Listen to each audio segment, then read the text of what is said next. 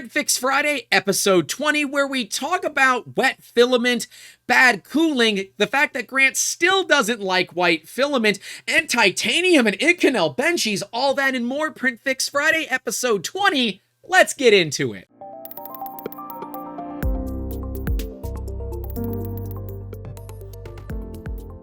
Hey guys, welcome back to the channel. This is Print Fix Friday, episode 20. As we said before, we've got some awesome fails and the fixes for them coming at you right here, but we got our table of contents right next to me. We're going to start off with, do you actually need a heated filament dryer, or can you get away with just some desiccant? This one's an interesting one, a little bit longer, but it's worth it, I promise. It's a good one. We then move into a part that has some Raft issues, some cooling issues. It's a rough one. There's a lot that's wrong with it, but it's definitely salvageable. We're gonna make that one happen. We then move into the fact that I still think that white filament is truly the worst color to print in because it shows you way more problems than you actually have. We then go into a Prusa that I'm so glad was taken away from its original owner because they definitely don't deserve it. A heat bed that looks like someone just sprayed it with copper spray paint because of how many of the traces that are exposed. We then move into one of the prettiest fails that I've seen so far in 22, Matter Hacker's Quantum print fail that turned into a blob of doom. That one's a fun one. And then last but not least, we've got the turf war on Reddit between the $2 million Expensy Benchy and the Voronoi Lattice Titanium Benchy, both made on metal laser-based 3D printers. Really cool fails for you and how to fix them. But enough of me yabbering. Let's get into me yabbering all about the fails. Let's talk about wet filament. Do you actually need a heated filament dryer? TLDR of this, can I just get away with desiccant in a bucket, or do I have to have a filament dryer that utilizes heat? It depends. So much of this really depends on where you're located. Here in Florida, you cannot get away with just desiccant in a bucket. The ambient air, like right now, here, like there you go, ambient air. 54% ambient humidity, 72 degrees Fahrenheit, which of course we'll put the metric on the screen there. It is still, even though it's the middle of January, still relatively wet even inside. Now, if you live up north, when it gets very cold, the moisture is sucked out of the air and you're left with pretty dry air, where you can get away with just putting desiccant in a bucket. The way that we look at it, we have a filament dryer. It's just a converted food dehydrator. And if you guys want, we can do a video on how to do that. Let me know down in those comments. It might be kind of fun. And hey, while you're down there, don't forget to leave a like and get subscribed, of course, if you're new. But these dry boxes, these desiccant boxes, there's one pretty fatal flaw with them. There's no easy way to seal the box. Now, I've got some ones from Ziploc and a couple of other brands that we've tried out over the years where we've used Mimi's cat litter. It's available in the United States. Don't know if it's available overseas, but it's at least available in the United States. Mimi's cat litter is pure silica gel. It's just pure silica gel. Sometimes you can get it with the color changing beads in it. Other times you can't. Some people do prefer the clay rechargeable packs of desiccant that you can buy off Amazon. Of course, we'll link to some of that stuff down in the description for you guys if you want to find it. But realistically, and if you've ever done baking of any sort or used an oven versus a convection oven or even an air fryer, you know moving air cooks faster. You can just heat the hell out of it, and yes, you will get some water out of it, but you will have to pass air over it to make it more effective. You don't have to do it with heat. You can do it with desiccant, but similar to how when a phone gets wet, you want to submerge it into desiccant. Some people use rice, some people use actual desiccant. You would need to do something similar for your filament, which brings out a particular problem of silica is glass. Glass is harder than brass, which means it's going to destroy your nozzles if you get silica particles in your filament. On top of that, that shit's really bad to breathe. You don't want to be breathing silica dust. It is like real bad. Silicosis is what happens, and I don't want to show you guys what that looks like. Just no. But can you get away with it? Maybe. It honestly does depend on where you're located.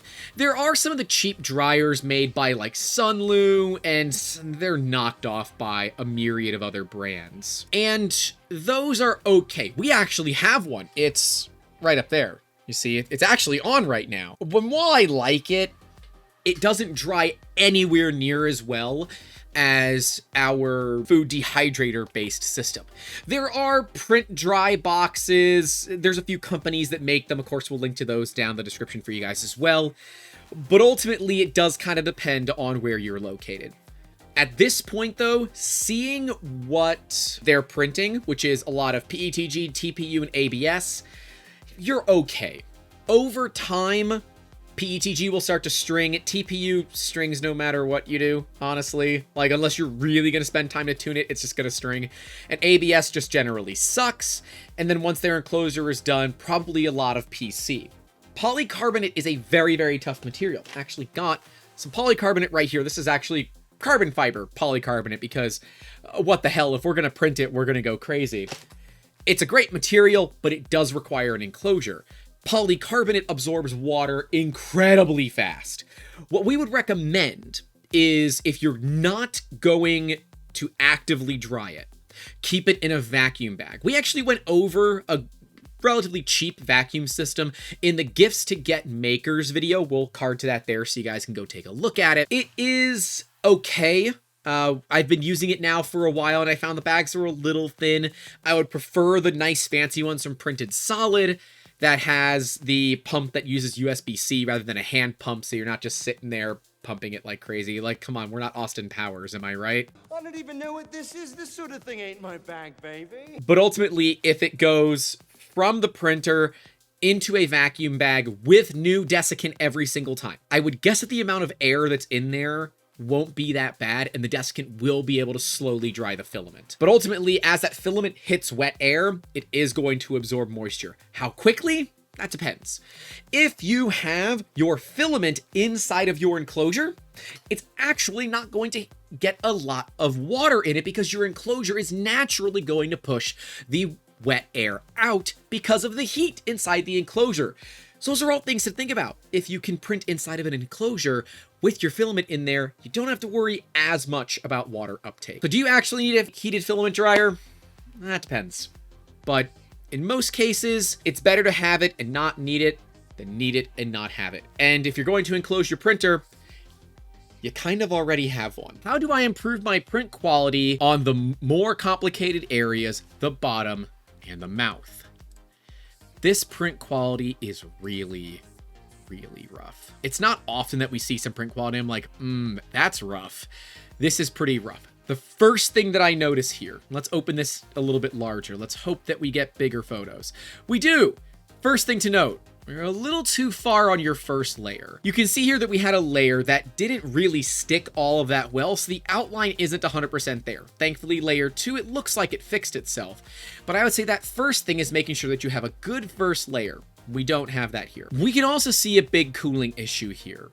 It gets much better as you go up around the edge because cooling is not 100% necessary there. I can't easily tell if it gets better in some areas and is worse in others. It just kind of looks like it's bad all the way around. But that's what this curling is caused from. When your prints are curling, that is because they're not being cooled enough or they're being cooled too much. Let's say it's like an ABS. We are able to get some settings here. They say their temp was 190. They could lower it to 185. They used a rafts. The first layer is crappy because of that. Yes, stop using rafts. Stop using rafts. Please, please, please, please, please. You don't need it. What you do need is better cooling. Now, I don't know what printer this is, unfortunately, but that's okay. Ultimately, this is fixable. Definitely get rid of the raft, although I will give you credit. This came off really clean. So I'll give you a lot of credit on that raft. It came off really clean. I hate rafts. I hate rafts so much that we actually got a printer in for review. This is a part off it. It's an IDEX printer.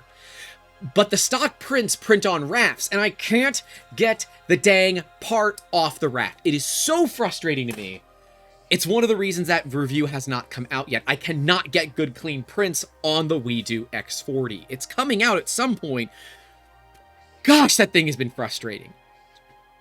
Anyways, I digress. Look at better cooling. If you have like an Ender 3, look at a different cooling duct and potentially a bigger, more powerful cooling fan, like maybe a 50 by 15 millimeter blower fan. These are very common and ubiquitous in the 3D printing industry because they produce lots of air for their small size and are phenomenal for cooling 3D prints as you go along. But the material is important here too. If this is like an ABS, and it's warping like this, well, it's because you have too much cooling, most likely. Figure that one out. If it's ABS, switch over to PLA, stop it, just use PLA, especially if you're new. ABS is just hating yourself, and this industry is not made, for newbies at least, for masochists. We want people to enjoy it, have some fun, but I'm not here to kink shame. We want people to have a good time here, and if you struggle like this, you're just gonna have a bad time. How can I fix these ugly layer lines? Stop using white filament. I have talked about this so many times, but I feel like we need to do a video. Stop using white filament. If you want pretty prints, stop using white filament. The titanium dioxide in white filament just shows every freaking little tiny imperfection that is insignificant. This print looks beautiful. It looks beautiful. There's not even any ghosting, although the photo's out of focus. We're gonna get rid of that. You do got a bit of an elephant's foot if I'm gonna be a little bit picky. Your issue is you're using white filament. Stop using white filament. White filament just really frustrates me because it's what comes with a lot of printers.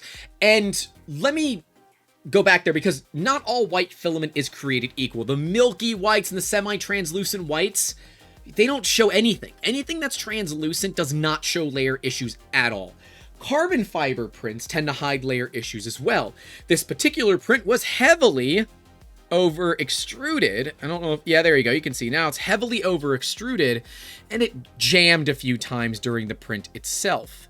But you really can't tell because, oh yeah, it's carbon fiber. My recommendation, stop using white filament, use something else. And honestly, outside of that elephant's foot, dude, this print's really freaking clean. Like, really freaking clean. Congratulations. It's much better than you think. This also brings back that perspective that we are our own biggest enemy here and our own biggest critic. I look at this and say, that's a damn good print. Especially considering if you say that that's ugly, you might be a little bit new. I don't know yet. But this is a really good print. Keep up the good work. Fix that elephant's foot compensation. You might be a little bit too close to the bed, but honestly, as long as it mics out correctly, it's pretty damn good. Good job. Is this heat bed toast? I don't know who hurt you, but it looks like Edward Scissorhands has been using your printer. It looks like Wolverine decided to go along and just scrape the adamantium right across your print bed. I should call Joseph Prusa and tell him to take your printer away. Honestly, how the hell does it get this bad? Now, going through the comments, we find out that they bought this machine used for $600. Thank you for liberating it from its previous owner. I've had this happen on a couple of beds, and it's mainly from sliding the print bed on and off, right? I know exactly how this was caused. It's just more fun to get upset about it. Because, like, honestly, this is as bad as I've ever seen it. There's a pretty easy way to fix this. Now, this one is really bad. So this one, I'm going to say engine paint.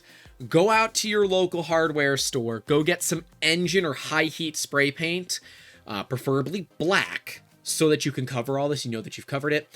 And then just spray the whole thing. Pull the print bed off, take the entire thing off, unwire it, and then go ahead and spray it down. You are, of course, going to remove all the little notches and crap. Don't worry about it. We are trying to protect it from arcing out. This is pretty rough. This is about as worse as I've ever seen it. If it is really small, and I think that we showed this on the taking care of your Mark 3S video, we'll card to that there, where you can use some nail polish. I like to use clear nail polish. That's because I like to use the gel coat for it, but you can use black nail polish as well. Anything to just insulate it and protect it will work just fine. And then that way you'll have a printer that's working just as well as my segue to our sponsor, 3D Musketeers. Huh? Yeah, you did pretty good on that one, didn't you, Grant? Pat yourself on the back. You did a good job on that one. 3D Musketeers is here to help you get your ideas out of your head and into your hands with full art-to-part rapid prototyping, now with 3D scanning. We'll card to that video too.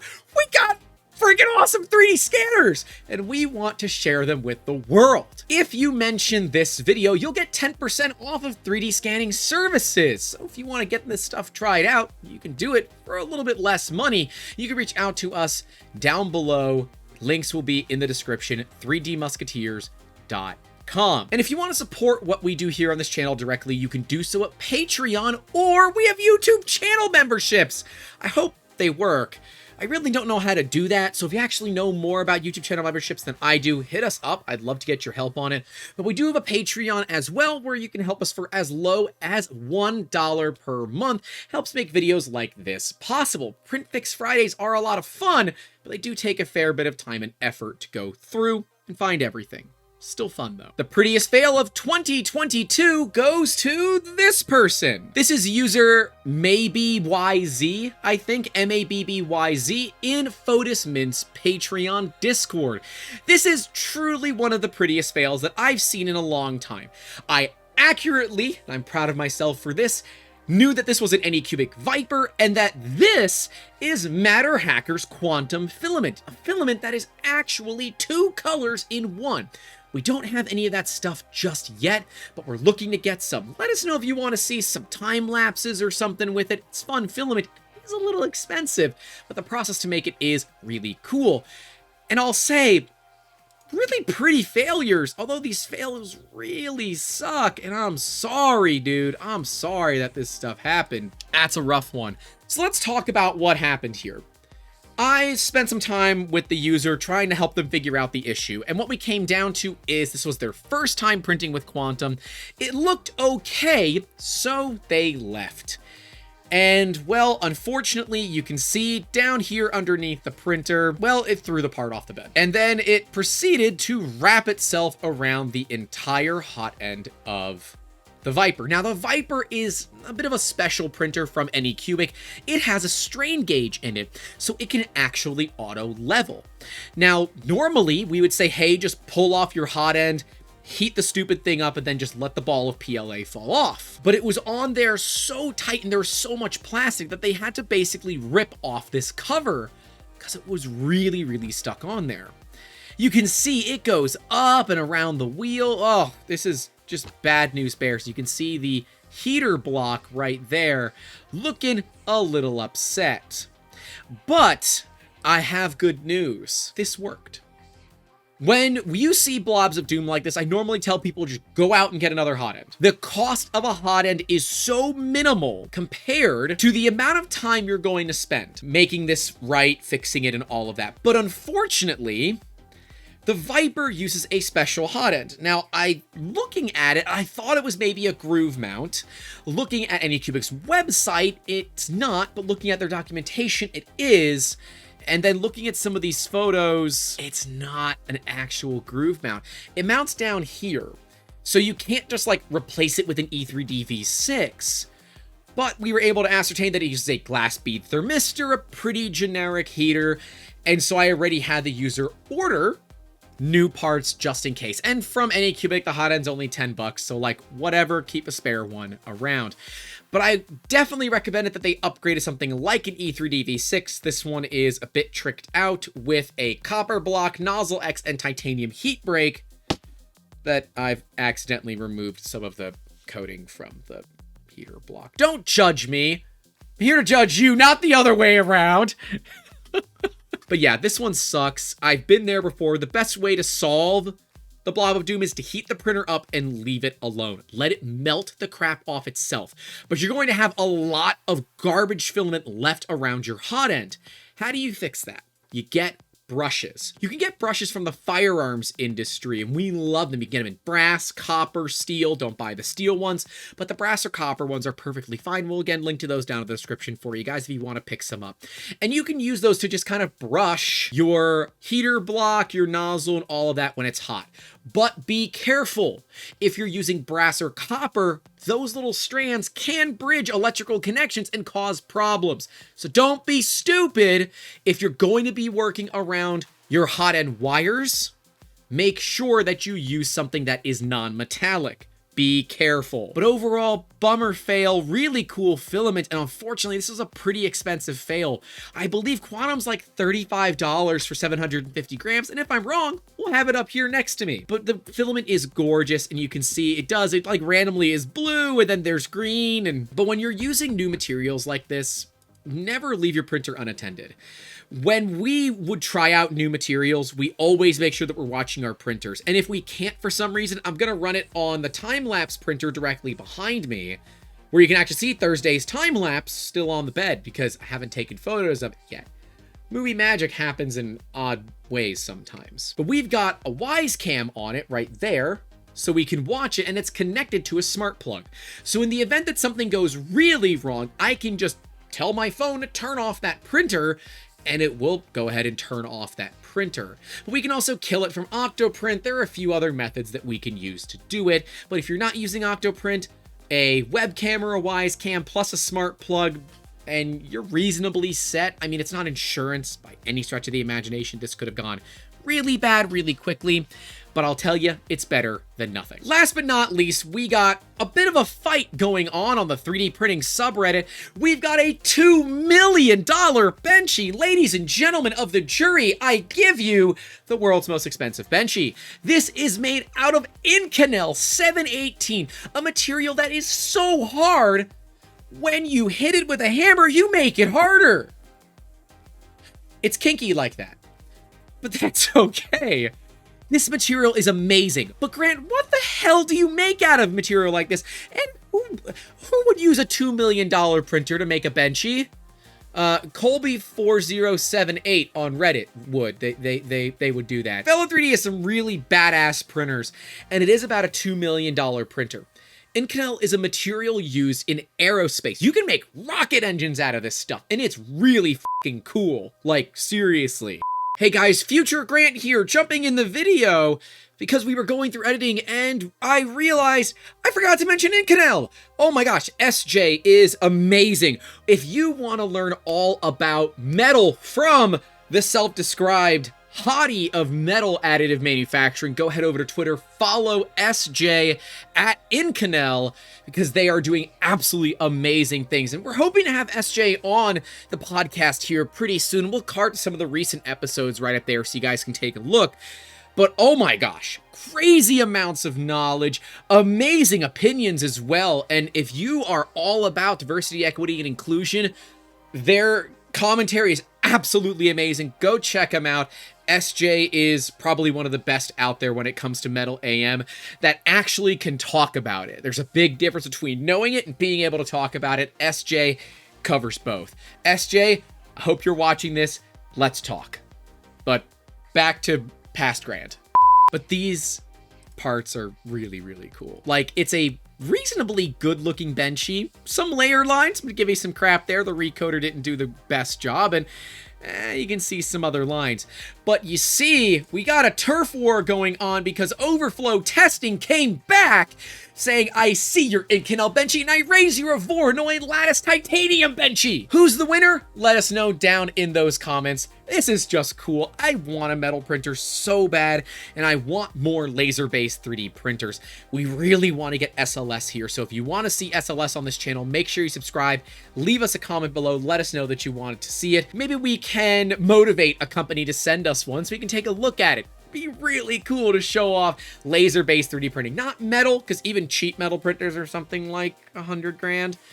And they're not the laser-based ones, they're filament-based ones. But there is a company called the Virtual Foundry that makes metal filament for your Prusas, your Crealities, whatever, so you too can make metal parts at home. Let me know if you want to see that kind of stuff. And we're going to be interviewing people from the Virtual Foundry very soon on the podcast, and I'm really looking forward to it.